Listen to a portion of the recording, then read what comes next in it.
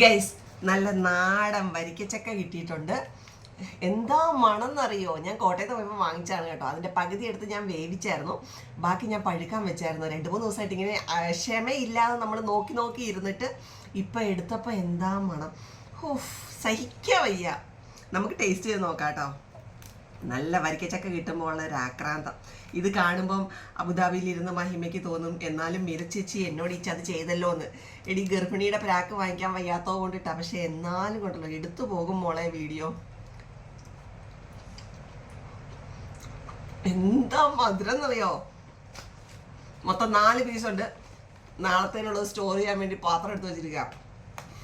Actually ഉണ്ടല്ലോ guys, അമലുവിന് ട്യൂഷനുണ്ട്. ഇത് ചക്ക മുറിക്കാൻ പോകാന്ന് പറഞ്ഞിട്ട് അവൾക്ക് ട്യൂഷൻ ഇരിക്കാൻ പോലും വയ്യ. അവിടെ കഷ്ടകാലത്തിന് ഇന്ന് ട്യൂഷനകത്ത് എക്സാമാണ്. അവിടെ എക്സാം എഴുതുന്നതിൻ്റെ ഇടയ്ക്ക് വളരെ വിഷമിച്ചിട്ടാണ് അവിടെ എക്സാം എഴുതുന്നത്. പിന്നെ നമുക്ക് പിന്നെ ചക്കയുള്ളതുകൊണ്ട് മോളെയൊക്കെ മറന്നു പോകുമല്ലോ. അതുകൊണ്ട് നമുക്കിപ്പം തന്നെ തിരിക്കാം. എന്ത് പറയുന്നു, നിങ്ങൾക്കൊക്കെ ചക്ക കിട്ടിയോ?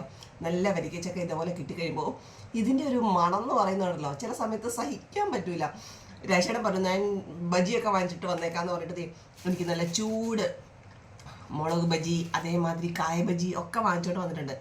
ആർക്ക് വേണം ഇതൊക്കെ? ഈ ചക്ക കിട്ടിക്കഴിഞ്ഞാൽ പിന്നെ നമുക്ക് ബജിയുടെ ഒന്നും ആവശ്യമില്ലല്ലോ. അപ്പം നമുക്കിത് കർമുറ അങ്ങനെ തിന്നേക്കാം.